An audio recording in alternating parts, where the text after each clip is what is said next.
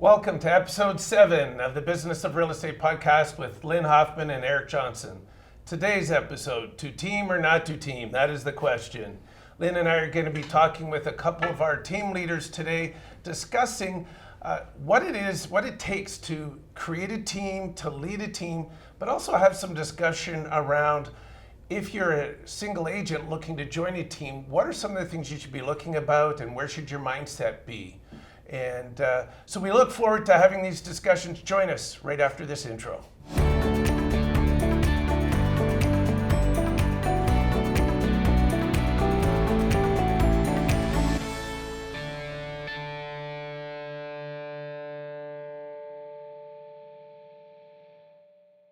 Okay, Lynn, today we're talking about teams and whether people should team or not to team.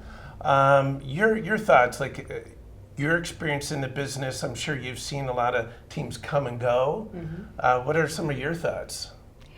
That's the first question that new recruits ask me when they join, even new transfers. They ask, should I join a team or should I go as an individual? And I always try to point out the pros and cons of both, because there are pros and cons to both. A lot of it does depend on the person's own personality and whether they're a good fit for a team.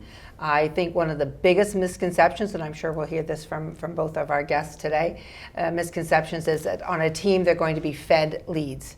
And that's one myth that I would like to bust today, if we could. Yeah. But it is the big question.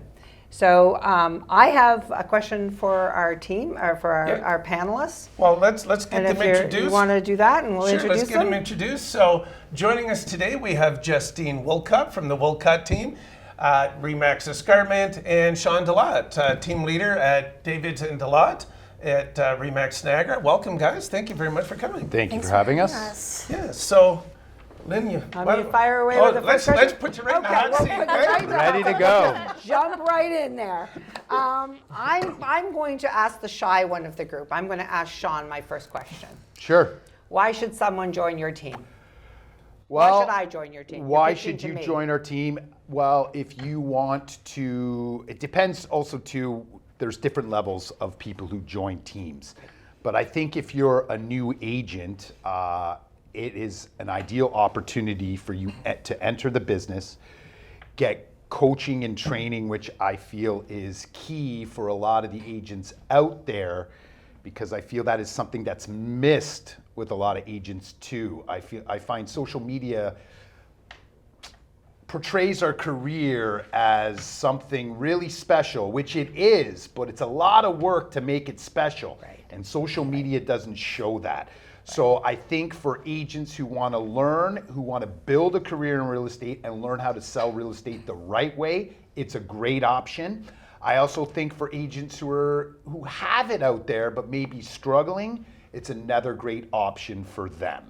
Okay, that's a great answer. So to recap that, I would be getting more training, more support, but you're not going to paint any rosy picture of the industry. It's a tough go. We all know it's a tough go. And I do think that it's a good thing to let people know in the beginning what they're actually in for. Big time. Thank you for that. Agreed wholeheartedly. 100% on the same page with that. What about your team? Our team offers a ton of value with our training and our coaching. Again, we don't really paint the rosy picture that it's not going to be a grind, because real estate requires a work ethic, and we really focus on that when we hire people on our team, that it's not just going to be leads handheld to you. And I think as a team lead, we would be doing a disservice if we made that promise to people, because especially in this market right now, prospecting is imperative. Learning how to get on the phone is very important, and following a schedule. It's not like you can go to the spa on Tuesday at 4 p.m. Like, you have to be working when people are looking to buy or sell homes. And I think, to Lynn's point, and Shawn, you mentioned about social media. For me, it was always HGTV. All these home shows, it's like, my God, you just show 3 homes and then they buy one, and they don't show all the work that goes in behind the scenes. They don't show all the searching, all the phone calls. They don't show the deals that fall apart and don't materialize. The open houses, you sit there and have no one show up weekend after weekend, you know. Example is selling Sunset. That makes real estate look really glamorous. That is not real estate. That's the bottom line. But people see that and think, oh yeah, great, I'm going to go to an agent open house. I'm going to dress up all pretty. I'm going to drink some wine. What did you accomplish that day in real estate? Absolutely nothing. So I think social media needs to show more of, like you said, prospecting.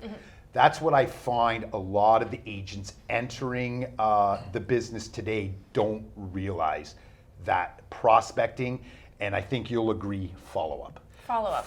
Follow-up is the missing piece to this industry.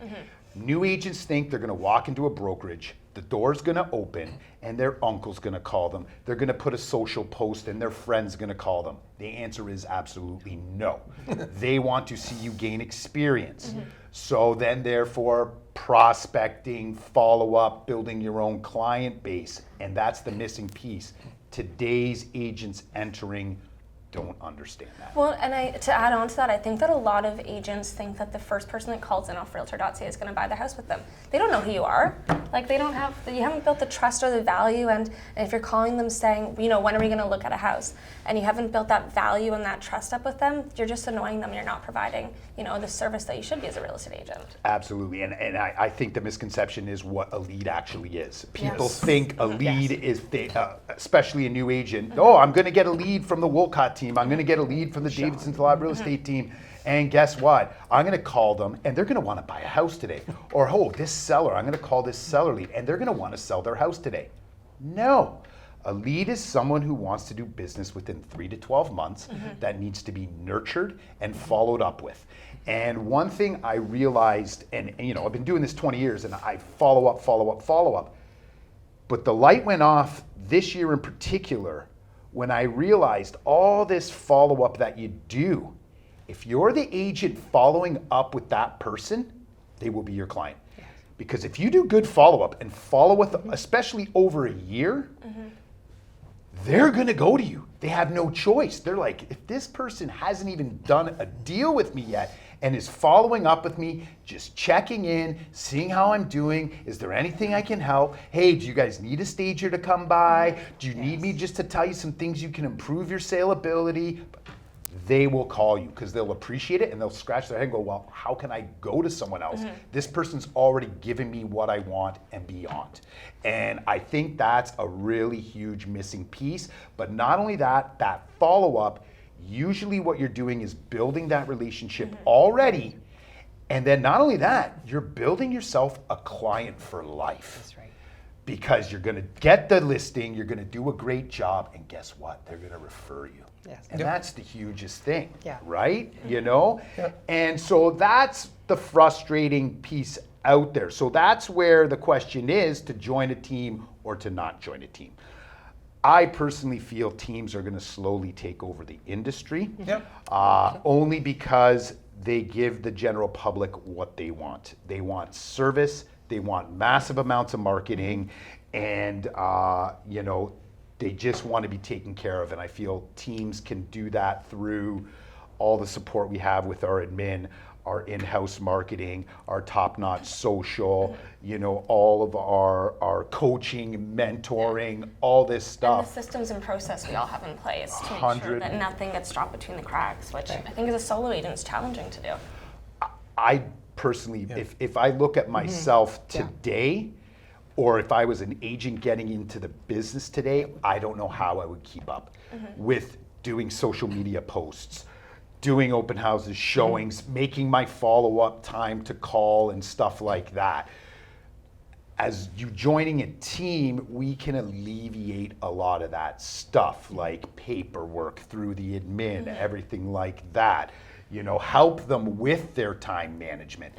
I never realized time management was such a huge issue. I don't know, I was given the gift of time management. For the longest time, I just thought people had it. And then it is truly a skill. And 5 years ago, I realized, as being a team leader, people do not have it. People just don't get it. They get sidetracked. And so those are the things that we can help people to truly become successful and build a career in real estate. Because I think a lot of people truly do not evaluate what a career in real estate is prior to them entering. I agree. I think it's, they see people making a lot of money, they see it looking easy, they come in, and they don't necessarily bring that work ethic. And like you said, time management, that's one of the number one things I see when working with agents is they struggle. And it's almost like, the word I'm starting to use now is setting boundaries. We hear about this, setting boundaries of having time for myself. There's certain things you don't, like that's a boundary. I need to have that time for myself, but I also have to have time for work. And I have to make sure that nothing intrudes on that. I have to make that time to prospect, right? Well, and I think it's really important. It's not just setting boundaries and making sure you're making time to work. It's making sure you're doing income-producing activities. Yes. It is very, very easy, That's the big one. Especially as a new agent or somebody that doesn't have that structure, to go on MLS and look at the new listings. Is that an income-producing activity? Can be, but most likely isn't. And I think that's where we find the struggle with our newer team members is making sure that when they're working, they're effective. I don't want people working 80 hours a week if they don't have to, but if they're working 40, I wanted to make sure it's very, very effective for them. I think that one of the big problems is if I look at what is on the typical agent's to-do list, what they're supposed to get done that day, very little of it is income producing.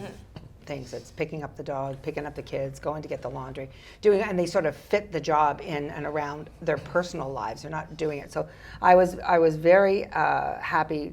All the things you said, Shawn, I totally resonate with. I'm suspecting that you're running your business more relational with your clients, because there's hunting and there's farming. So you're talking about the farming.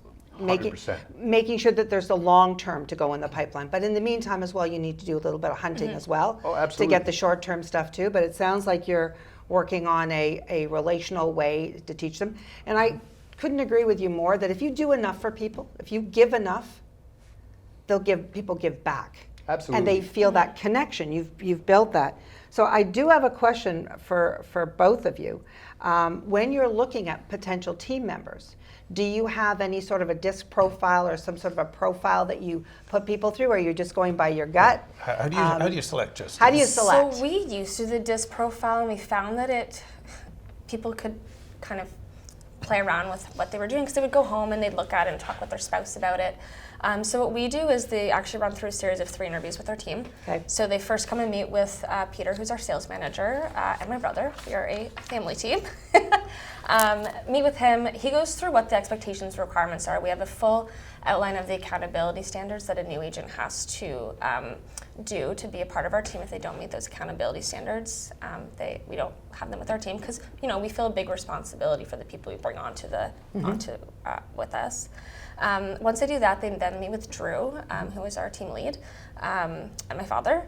And Drew runs through kind of the accountability again, just to make sure. We almost want to scare somebody off, so they know exactly what they're getting themselves into. Again, I don't want to have that smoke and mirrors of this is it's a very fun spot. I really enjoy our team, but everyone is there with the same work ethic. Right. The final step on our team is actually meeting with 2 team members to ensure that there's a personality fit.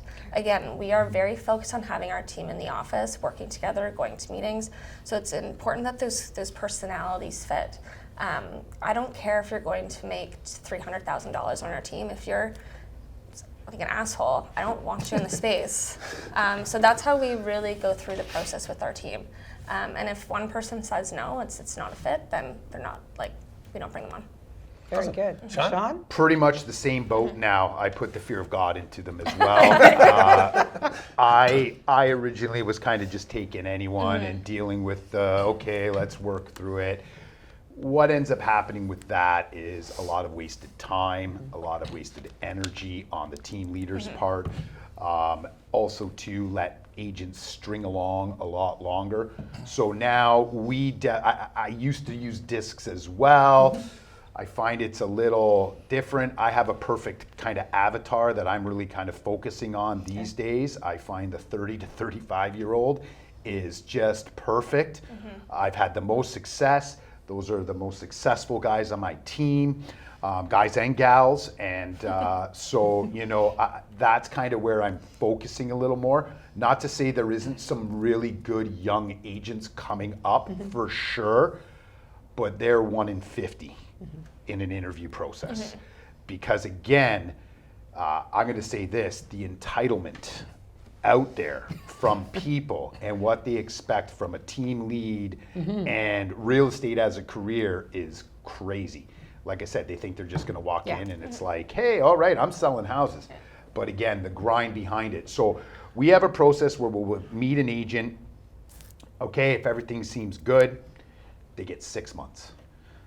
3-month one-on-one, this is it. And again, it's about setting the expectations. If you're not making the calls, if you're not doing the stuff, like you guys, after 3 months, give them another 3 months. But then the challenge is I'm a nice guy and I've let people carry on. And sure, you become friends with these people and you want them to be successful. And sometimes I let them hang on for a year and a half. It's no good to them. It's no good to us. It's also, like you said, culture. And especially if you're building a culture of agents who want to sell, having a lingering agent who's not doing anything isn't really great for the culture as well. So I am more now going with the hire slow, fire fast. Yeah. And I think the agents that aren't producing can also be quite toxic to the culture. They have a bit more time to sit and think and go against the grain, which can be quite toxic for the people that are producing. Absolutely, and not only that, they see the person producing, they see them getting leads. Why am I not getting leads? And it's, well, at the end of the day too, as team leaders, we spend a lot of money to generate this business. Incredible amounts of cash to generate this business. And if I'm spending this money, I want that business converted. And I'm more than happy to coach and train and help those who are willing to do the job right. But for those who feel entitled that they should get it and they don't take on the coaching and training and don't come back with the listing 3 times in a row, there's a problem. You know, so hence some people get put a little on the back burner, and then again, like you said, it starts getting things a little dicey on the team, and that's where everyone now knows it's the 6 months. So even our senior agents know, okay, and it's kind of even in a little bit of fun. Where some of them be like, oh yeah, this guy's got it, Shawn. We're gonna, you know, and so we're all buying in, and they want to see those who are successful, but they also know, oh, after 3 months, that person's not really probably going to do it, Shawn? It's like, you know, well, it is kind of what it is, but. And I think, you know, Shawn, you and I had a discussion. You had a bit of an epiphany when you realized that there's a difference between being a realtor who's leading a team versus being a business owner who happens to be selling real estate. And I think it's important that, and Justine's part of a group that I had going here at RE/MAX Escarpment, my teams, where I talked a lot about how a lot of team leaders will just bring in what I call warm bodies. And it's really just because I have so many extra people that I can't get to, so let me just get somebody to reach out. But they're not doing the things that you two have talked about. They're not doing the follow-up and the nurture because they are not ready to buy right now or sell right now. It might be 3 years. We got to nurture a little bit. And it is about that relationship. And with all relationships, there's that give and take, right? And so we talk a lot about, you know, here's what they have to be prepared, and they all want this from the team lead, but they have to be prepared to give, correct? It's a two-way street. It's what are they, so I would say, you know, if you're listening to this podcast or watching it, and you are an individual agent looking to join a team, don't just think about, okay, or ask the team lead, hey, what do you got for me? What are you providing me? Because that's the number one question I'll get. If I hear a new agent that even as joining the brokerage, and they say, do I get leads? What are my splits? I don't want them, because your mindset is not where it should be, because you're not going to be helping the brand or helping the brokerage. And same thing to the team, I got to assume for you guys. And so what is that, like when you have that discussion, like what are you looking for them to give to the team? Well, first off, if I sit down with them, the first thing that comes out of their mouth, okay, great, thanks for having me. What are you going to do for me? It's over. It's over because then I can already tell that is going to be the person who's going to start spoiling culture. They're the entitlement. They're like, I want this. Oh, that person got that lead. I'm better than that agent. So don't ever ask a team leader, what are you going to do for me? Because if you do that, goodbye. Because you're right, it 100% is a two-way street. I'm going to put my time coaching and mentoring you, okay? And in all honesty, I know if you got it, you're leaving in 2 to 3 years. And high fives and handshakes. In my mind as a team leader, if I can put another good pair of boots out there who is cut from my cloth, Right. who's quality, client first agent, no problem. I feel I'm doing a service to the industry as a whole, because we can agree there's good and bad out there. But that's the whole thing. It's my time. And these people don't realize how us as team leaders, how busy we are with everything going on in our lives, right? So if you want something from me, I expect the same if I want something from you. So if we get that going, and that's where that nice 3-6 month window kind of happens, where we can figure out, it's kind of like the honeymoon phase. It is. Where it's like, okay, hey, are we good or not?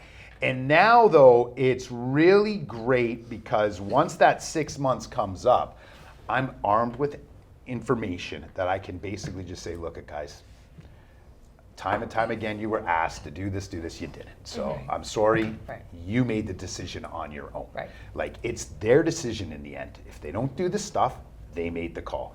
And it makes it very easy to let them go. I've always had a hard time with that prior, but now with this set up, with the to-dos and everything like that, you didn't do it. Or then there's the guy, holy cripes, you've been here 6 months, you smashed out 6 sales already, high fives and handshakes. Welcome to the, probation period over. Yeah. Let's go. Yeah.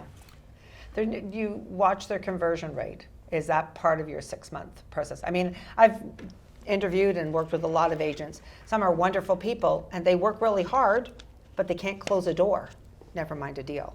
So that's another perspective that I wanted to ask you both about. Does that factor into your decision to keep them after probation, or whether you think they can close a deal? So we don't have a 3 to 6 month probation. We have a commitment when they sign on to follow our accountability. So it's coming to the meetings. If you don't show up without messaging Peter or you're not on vacation, it's a strike against you. So that's what we really look for, is that accountability. If I'm putting my time in and we're putting our time into you, you need to show up and be there. It's like a real job. It's a real job. Yeah. You know, it is. It's like I'm there. Yeah, I I'm know. there Monday to Friday, 9 to 5, probably longer. But if they're not selling in that first 3 months, but we can see that, we just switched CRMs now, we can follow their calls a lot better.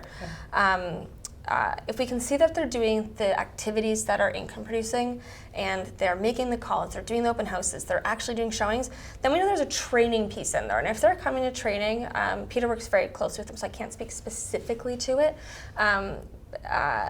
If they're showing up and actually going to the trainings, we will keep them on. We might have to stop lead flow for a bit just to get them there. We're very equitable in the way our leads go. Okay, that was we have duty shifts. Right. So once you're up and trained and you finish the 3-week or 4-week onboarding, then they have equal access to shifts. Right. If we find they're not converting, Peter will pull them back and work with them on doing some retraining. Right. Nice. Very good. But if they're not converting and they're not showing up, well, that's a different story. Right. So. Okay, very good. And we follow a similar thing, or I do at least when I'm recruiting and so forth. If they're new, or even if they're a transfer, until I know how good they are at converting, they don't get on the duty call roster until they're in a position where they can actually handle the calls that they're getting. And I think that's very smart. Yeah. Well, and it's been beautiful with we're like 4 weeks into this new CRM, but we've been able to identify some great training opportunities where, and it's probably a mistake on our end that we weren't helping them with their emails or helping them with the right texting. And I'll take that on us all day. So now I'm able to look at a new lead and be like, hey, you know what? This email has a lot of typos. Like, would you work with somebody to sell your $2 million house and you had typos in it? No. Probably not. So let's work with you on how to do this. And it's been really fantastic. Yeah. We were quite nervous with the accountability or the transparency to how the agents would react to us being able to look at their emails and their texts. But like, my texts are in there with clients. I've got to tell you that's a very critical point, and that came up in a conversation with an agent this morning, a very well-known agent in my Halton area. Just lost a listing, a very expensive, almost a $10 million listing, because there was 3 typos and a couple of grammar errors in it. So if they have that availability, it's priceless to them as agents to be able to run it past their team leads or their team lead administrator to make sure that that they're putting their best foot out there. Yeah, and I'm the typo queen. I have a journalism degree and my background is Yeah. writing, and like I make the worst typos, but it never goes out to a client. Yes, exactly. Like it's a joke in my office about how bad I am at typos when I'm moving quickly on my phone. Never to a client. I don't even want to talk about my emailing skills. I'm the king of run-on sentences and everything, and to be honest, I've really never worried. But again, now what you're talking about there through your CRM and being a team leader, Yeah. I kind of left everyone to their own devices for way too long. So did we. Okay? Yeah, And fair enough. my whole thing is now is, okay, you don't like me seeing what you're emailing or texting, then guess what? You're not part of my team. Because again, we spend copious amounts of dollars to generate this business. Right. And if you're not going to do it, guess what? There's someone else out there that will. Yes. Yep. You know? And again, this is all together to work as a team to make everybody better. We're all Yeah. in this together. Like I'm not Right. looking at an email for the sake of looking at an email. Like my goal is to help you do more. Do better. Like that's the whole intention here. Yeah. I don't have time, quite frankly, to be checking everyone's emails or text messages. No. Like Yeah. that's insane. Yeah, there's not enough time in the day for that, right? No. I can barely read mine, but you know, like that's the only reason we go through it is just to make sure that we're, you know, again, I hold the responsibility of someone's income so heavy on me that that's the only time we would really do it is if we know that there's an issue in trading. Real quick question, just for the listeners. What CRMs are you two using? We just switched to Follow Up Boss, Follow Up Boss. and I literally Yeah. love my life now. Follow Up Boss is, yeah. Yeah, it's one of the ones I recommend, Yeah. especially for teams. Yeah. It's a great one. It's been phenomenal. They're great to work with, and it is, it's great. It's Okay. great. Cool. Yeah. I want to switch things up a little bit just because I want to be cognizant of our time and your time. Appreciate you guys being here with us today. This is more on the forming a team side. So for those people looking to form a team, Justine, you mentioned that you are a family team. So it's a different setup. Shawn, you formed a team with a friend of yours, and so it is a partnership running that team. And you know, it can be said, you know, a lot of agents will tell you and have told me that, hey, you know, I was making so much money, I was very successful, but I was really busy. But then I started a team. You could almost be making more money if you didn't start a team. You can make more money, but you may not have more time on your side. So I'm just curious, and I know it was your dad that started the team, but what was the impetus to start the team, and what size are you guys at, and was the goal to get that big? I can jump into a little Go bit ahead, from our you go side. ahead first, and then I So my dad started as an agent 30 years ago in Right. Hamilton by himself. And it was the 90s. It was like not a great real estate time. So he was cold calling, door knocking every day. And realized like paperwork was not his strong point. So my mother got her license and helped him with the paperwork side. When they moved to Waterdown, it was kind of a new market. So that was about 25 years ago, more than that. And there was no agent kind of working in that area, so they became very busy very quickly. So their team kind of happened by accident. You know, they needed, not by accident, but it wasn't as strategic, and it was kind of the beginning of teams, right? Craig Proctor was, you know, really starting to sell that method of business, and my dad followed it and started to build the team. He built it out from buyer agents and listing agents, so bringing on new agents in the buyer fold, and then as they got more experienced and we needed more support, they would switch over to the listing side. So you specialize. We specialize, yeah. It's becoming a little bit more, like buyer agents can definitely take listings and listing agents can definitely take buyers, but it's more how the lead presents. If it's a lead that calls in to buy a house, like on realtor.ca, that goes to a buyer agent. If it's a call, like a list me call, that goes to a listing agent. But if it's someone that a buyer agent has been working with for time and they decide they want to list, that typically stays with the buyer agent because it would disrupt the relationship.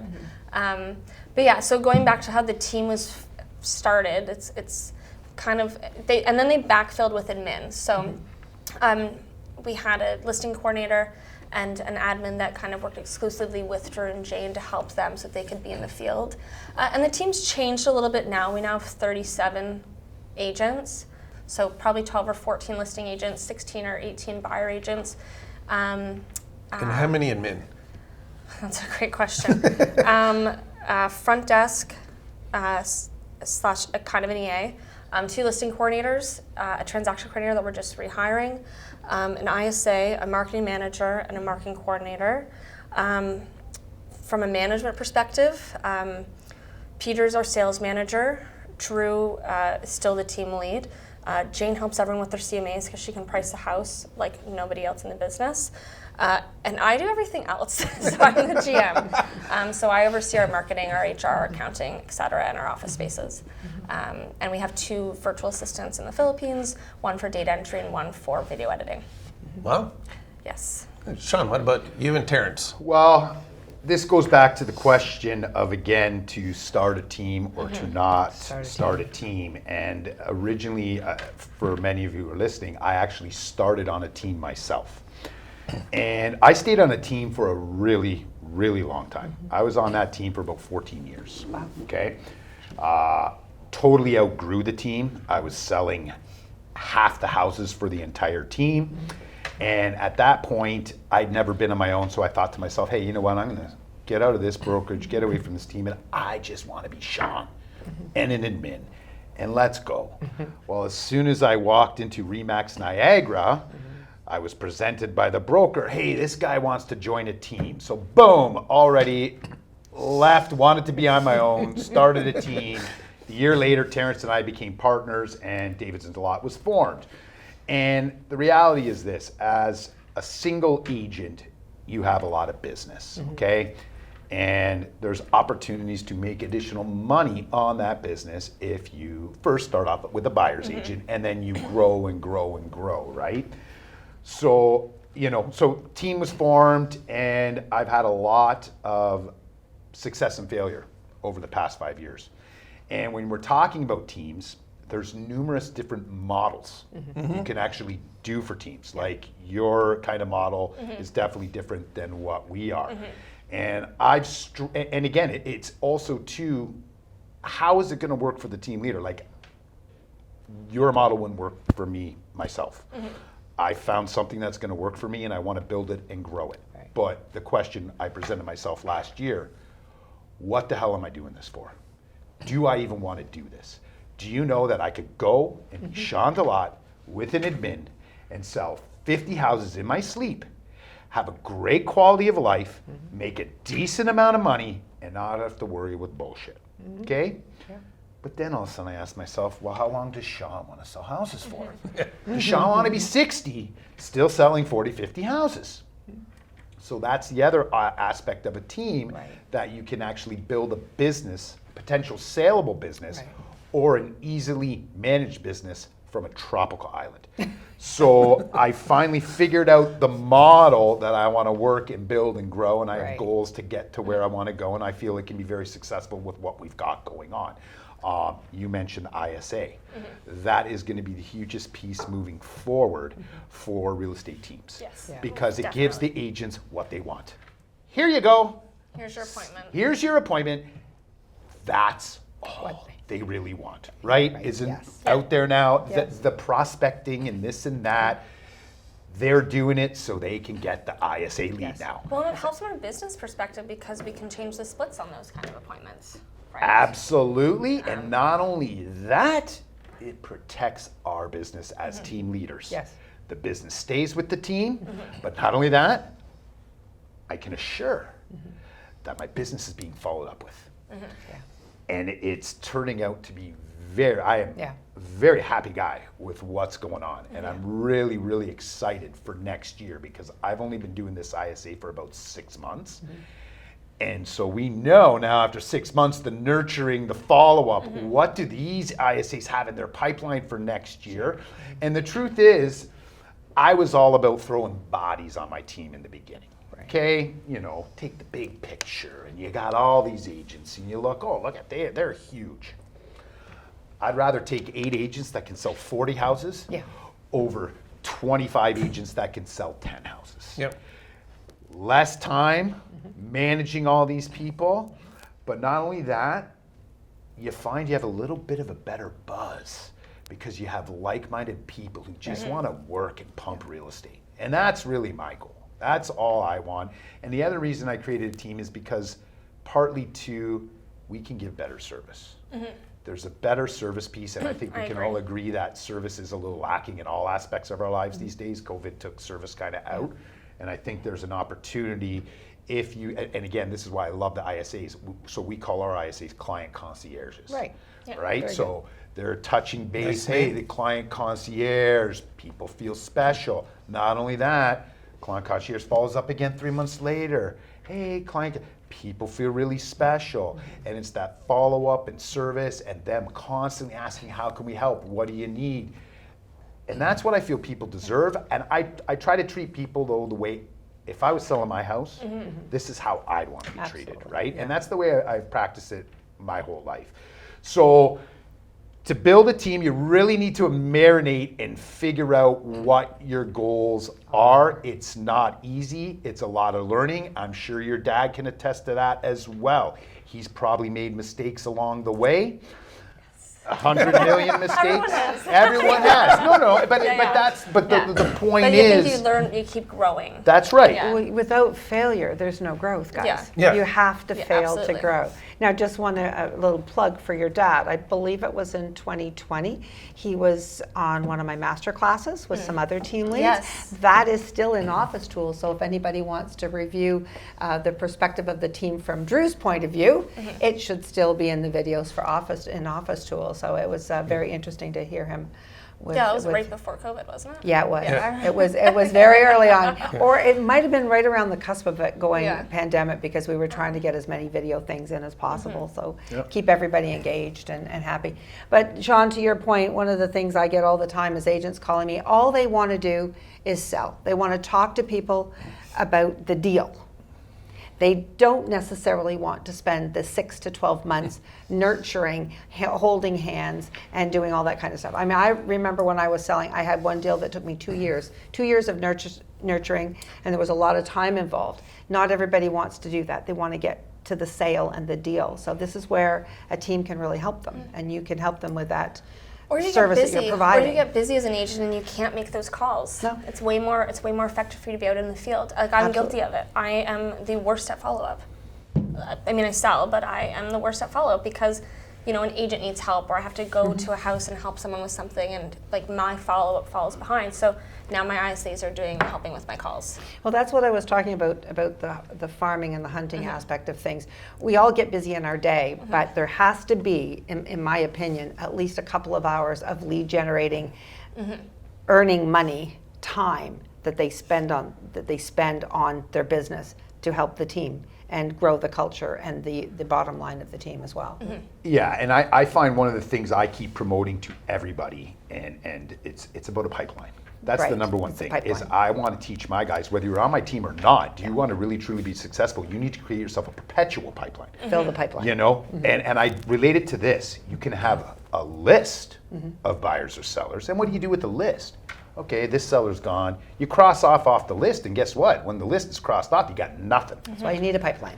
The pipeline is the secret to success, right? Exactly. You want constant business, and I can relate to this when, you know, there was times I'm crazy busy, I'm miserable because I'm crazy busy, but then all of a sudden I get slow, Yeah. and I'm like miserable because You're I'm miserable. slow. Right? You can't win with Shawn, but the thing I learned, if I keep doing the do's, the Exactly. follow up, I am going to have myself that perpetual Constant pipeline, pipeline, right? yeah. And so that's really, again, kind of what we teach our guys. That's what I want from them. But either way, if you're going to go on your own and you're going to be successful, you're going to want to constantly have a pipeline as well. Yeah. And you've got to really calendarize it. That's something that I think that we've Yeah. been really, strong with our agents on. And even when they leave our team, I know that they do it is, we have them block their prospecting and Right. their follow-up time. And, Peter goes through their meetings with them and measured like, okay, did you actually do this follow-up? Because it's not worth it if it's in your calendar.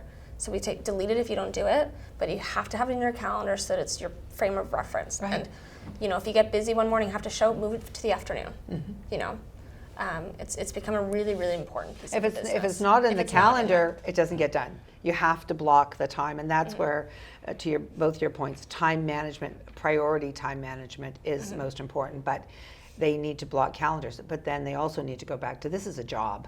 this is a real job. They want to earn real income. They need to show up and actually do things 100%. when they're there. And that's part of the challenge again as being a team leader too, is number one, you got kind of two facets of potential agents coming your way. You got young people just getting out, never done anything, want the coaching, mentoring, great. Do you have it? Some do. I hate to say it, majority don't, because they do not evaluate real estate in a career.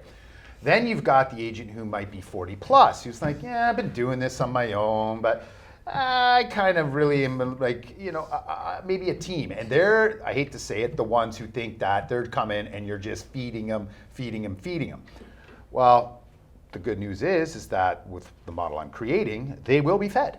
And I need agents who are a little easier to train, maybe a little less of my time, someone who's been out there. So that's the whole point, because giving them a lead and having them nurture and follow up, it's disappointing. Hey, it's interesting. You said about your time, and I want to go back to that whole thing of becoming a team lead and starting a team and looking at it as a business owner, because plain and simple, and I don't want to go into talking about splits, what are your splits or anything like that, but I know a lot of people go, oh man, like I got to give money over to these people. But the simple fact is, like I look at the Wolcott team, Justine, and you're talking about, hey, we have these people. Shawn, you used to have them. You don't have as many anymore. And it is a cost. And then you have this team of agents that you have to pay these costs regardless of whether these team members sell. Well, so you do have to track that. And I just want to make sure, like for the listeners that are thinking about starting a team, you got to really track your expenses and look at what's your cost per lead, what's your cost per agent, right? Yeah, I mean, we have I don't know about you guys, but we have 2 office spaces. We have billboards, we have significant lead gen, we have admin, we have marketing, we have buses. So, and it's at the end of the day, it's our lead that we're sharing with the agent, unless it's something that is personal or SOI. So there's a lot of expense that is done before they even get the lead in their Follow Boss account. I think that's a really important piece of the puzzle. That prospective team members need to realize that you guys are forking out a lot of money, right? And they have their own office, which I don't know how many new agents get their own office or semi-private office for free. Yes, last year was huge. There should be a production level before they get one. I'll get a little vulnerable here. Last year was a huge wake-up call for me. And like Eric said, the ball went off where finally I realized, like, I was a real estate agent selling houses, running a team. That's the way it was. Like, I'm just selling houses and I got these agents and da-da-da-da. Well, last year was a little bit of a wake-up call because all of a sudden the market sours. Number one, we're coming off the hugest year of our lives prior to COVID, having like high fives and handshakes all around, to what I experienced in 20 years as the worst real estate year I've ever been through. And as team leaders, when you have fixed costs, you have to pay no matter what. When you talk about spaces, staff, everything like that. Houses aren't being sold. Staff still want their paycheck. That's right. And so you realize all of this, and yes, the light went off. Well, guess what? Yeah, I'm a real estate agent, but no, I don't want to run this as a real estate agent. I want to run this as a business now. So that's when you start fine-tooth combing through things, figuring out your expenses, and that was where figuring out a model that was going to work for me to want to carry on. Because the way I was doing it was not going to be, I would have faded out. I would have became an agent on my own and just had an admin, and that was that. And now with this new ISA kind of thing and everything like that, I feel very confident and happy with the way it's going. I mean, in reality, till about 10 years from now, when AI completely takes over and you're going to have an AI bot at the front door and we won't even have buyer's agents anymore, and they'll all be branded Davids and Delaat. Anyways, but those are the things that we could potentially see in our future. But at the end of the day, I found something that works for me. I'm happy. We're good. And yes, now I watch everything more than I ever have in my life. The beautiful thing about the ISA, tracking all the leads that come in. Number one, okay, all the appointments, the agents who did the appointments? Where's the conversion at? Right. How far? Right. And I sit down every week with my ISA team and go through that because I get excited about that because it shows me how is my business moving forward, right? And then I get to see all my agents, they converted. Oh, this guy's been on the team 3 months, he's already converted 3, right on. Go give him a pat on the back, and and so that is exciting and it's rejuvenated me again. This career has ebbs and flows. Yeah. I love real estate. I'm passionate about real estate. You guys were talking about marathon running. I initially in my head was saying, like, how do you guys even have time for that?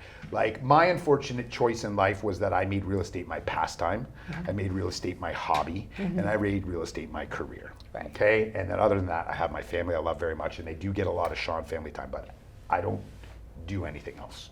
And again, the team is going to potentially offer me a way out and a change. But to say, does every agent out there have to start a team or anything like that? Let's just face the facts. There are some very, very successful agents out there on their own. And, they start, they work hard, maybe they have a buyer's agent and an admin, and that's happy.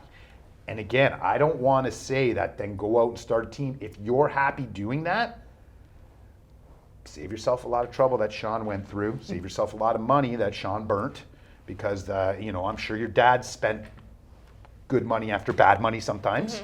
It happens. It's just the way it is. Where, you know what, like, the truth is I'm a great real estate agent. I understand business. I don't want to say I'm a terrible businessman, but there's a lot of moving pieces and parts to this that you have to learn. And unfortunately, a lot of us are really good at selling houses. Right. But, some people aren't great leaders that shouldn't start a team, but others are also, just not good with money per se, or different things, right? And to go just sit there and go say, okay, well, I'm going to get 10 billboards. Probably not the best idea. Yeah, Sorry, go ahead. Sorry, being a team lead, like if you struggle as an agent with time management, being a team lead does not make that any easier. Very true. It's going to even bring it more to the forefront. Yeah, and I come at it, my role was not in real estate before, so I come at it from the business perspective, and I can't imagine being a real estate agent managing a team. I applaud you.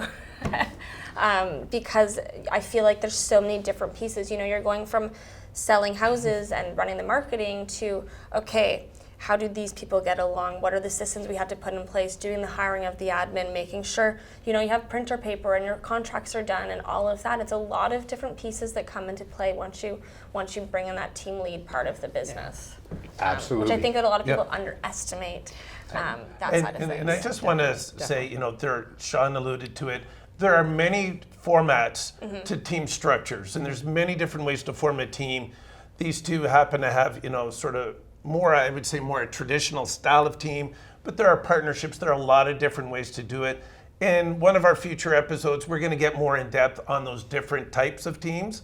And I just want to say, like, I know at the beginning, before we started filming, Justine was like, oh, like, how long is this? Like 30, 45 minutes? Like, wow, that seems quite long. And we're already over 45 minutes. So I know you two are very busy. So let's wrap up, and I'll start with you, Justine. I would just say, for those people out there that are thinking of starting a team, one big piece of advice. What's the most important thing you can think of advice to give?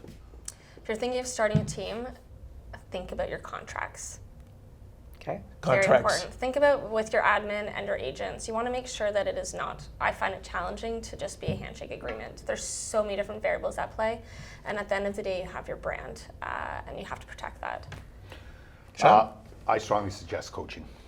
And coaching. Yeah. Okay. If you're going from, again, because they can save you from making a lot of mistakes. Yes. So if you're a standalone agent right now and you are contemplating starting a team, I would suggest sign up to some coaching and help them help you navigate through the pieces to add, and also help you figure out where you want to be. Because again, you do not need to have a team of 20, 30, 50 agents. Sure, that's the dream of many people, but listen, you can have a great successful team and have a really good time selling real estate even with 4 agents. You become friends. You can even keep that team probably together a lot longer. So there's lots of opportunities. There's lots of different team structures. And again, so I recommend coaching because they can even help you actually discuss from A to Z what your future 5-year, 10-year, 20-year plan is. Yeah. And if they get you to year 20, maybe you realize that maybe I don't even want to start a team. Maybe I should stick along the path that I have and just have a couple buyer's agents or stuff like that. So I think I'd like to thank both of them before we wrap up. I think it's been very insightful. I think that the people that are listening, hopefully they'll have got a lot of information from this because there are a lot of questions. Do I join a team? Do I start a team? Just what you said there, Shawn, as well. So I want to thank you both tremendously for taking the time to talk to us today. It's been great. And we'll see you on the next one. Appreciate it. Thank you, guys. Thank you both Right for on. coming up. Really appreciate it. And that is the end of episode 7 of the Business of Real Estate podcast with Lynn Hoffmann and Eric Johnson. Stay tuned. Look, make sure you follow us, subscribe, and watch for our next episode coming out soon.